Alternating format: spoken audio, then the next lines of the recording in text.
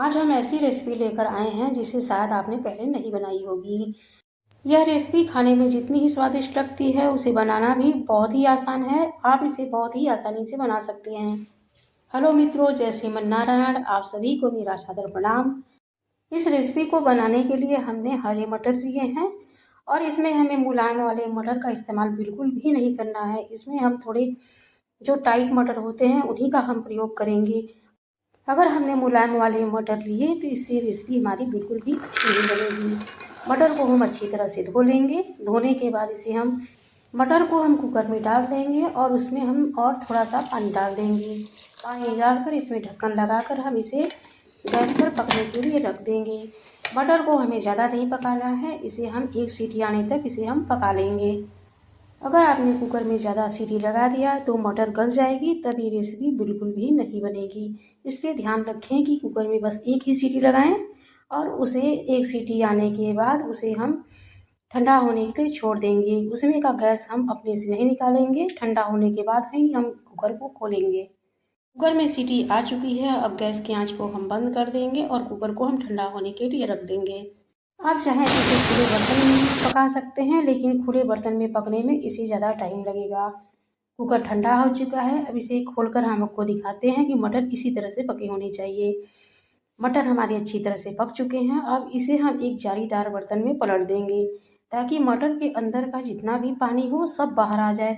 मटर के अंदर पानी बिल्कुल भी नहीं होना चाहिए। मटर का जो पानी है वो अच्छी तरह से निकल जाए। अब हम मटर को अच्छी तरह से ठंडा होने के लिए रख देंगे। मटर हमारे अच्छी तरह से ठंडा हो चुके हैं। इस रेसिपी को बनाने के लिए हमने धनिया पत्ती, लहसुन पत्ती, अदरक, एक हरी मिर्च लिया है। आप और हरी मिर्च अपने अनुसार डाल सकते हैं।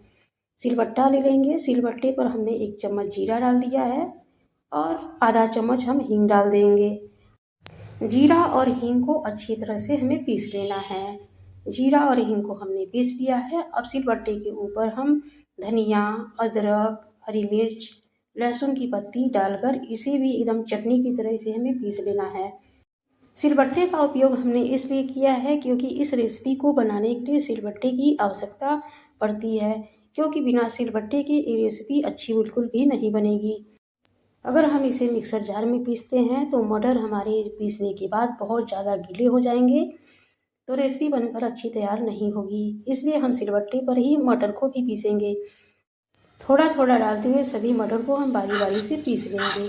इसी तरह से सभी मटर को पीसकर हम एक बर्तन में निकाल लेंगे और उसमें हम स्वाद अनुसार नमक डाल देंगे और इसे अच्छी तरह से मिलाकर रख देंगे।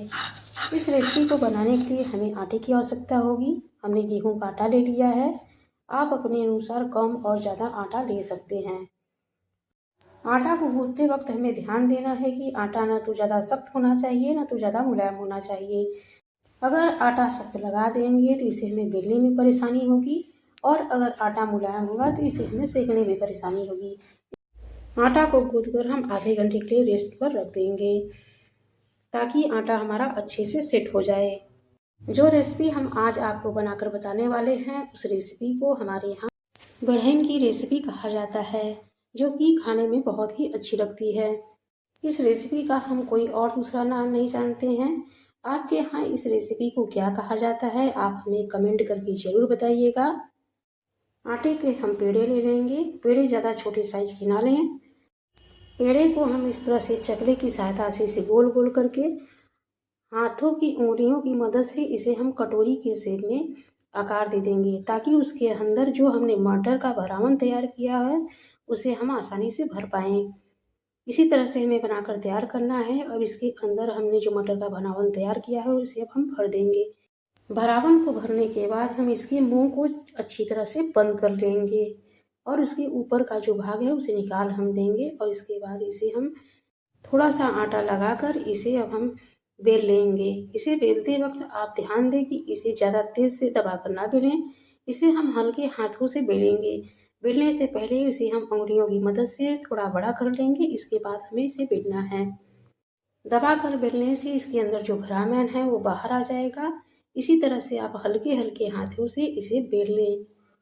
इसी तरह से हम और आटे की लोइयाँ लेकर उसमें भी हम भरावन को भरकर इसी तरह से हम बेलकर तैयार कर लेंगे। इसे भी हम हल्के हाथों से बेलकर अच्छी तरह से तैयार कर लेंगे। आप इस बढ़ेन की रेसिपी को चावल के आटे, बाजरे के आटे में भी बनाकर खा सकते हैं। बाजरे के आटे में बनाई गई यह जो बढ़ेन की रेसिपी है वो खाने में बहुत ही स्वादिष्ट लगती है। हमने गैस को जला दिया है, उसके ऊपर हमने तवा को रख दिया है। तवा को हम अच्छी तरह से गर्म हो जाने देंगे।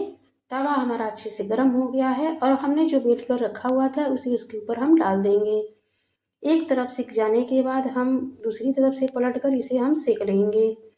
जब हम इसे दूसरी तरफ से पलटेंगे तो इसे हमें कुछ देर तक अच्छी तरीके से इसे हमें सेकना है, नहीं तो हम इसे जब गैस की आंच पे रखेंगे तो ये अच्छी तरह से खड़ी नहीं हो पाएंगी। जो बढ़ई हमारी है वो दूसरी तरफ से अच्छी तरह से सिक गई है। अब इसे गैस की आंच पर हम इसे खड़ा करके इस चिमटा की मदद से इसे खड़ा करके धीरे धीरे इसे चलाते हुए इसे हम सेक लेंगे। जिस तरह से हम गेहूं के आटे की नॉर्मल जो रोटियां होती हैं उसे हम फुलाते हैं उस तरह से हमें नहीं फुलाना है। इसे खड़ा करके धीरे धीरे इसे हमें सेकना है ताकि जो बढ़ई हो अच्छी तरह सेक जाए। बिल्कुल इसी तरह से हमें बढ़ई को सेकना है। जब आप इसे सेकें तो आप इसे धीमी धीमी आंच पे सेकें, इसमें जल्दबाजी बिल्कुल भी ना करें। बढ़ई की जो रेसिपी है ज़्यादातर ये चूल्हे पे बनाई जाती है। लकड़ी को जलाकर चूल्हे पर इसे बनाया जाता है।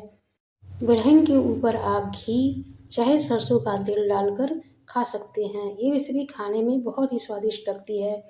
आज की हमारी ये रेसिपी आपको कैसी लगी कमेंट करके ज़रूर बताएं। वीडियो को लाइक करें, हमारे चैनल को सब्सक्राइब करें। हमारी वीडियो देखने के लिए आपका बहुत बहुत धन्यवाद।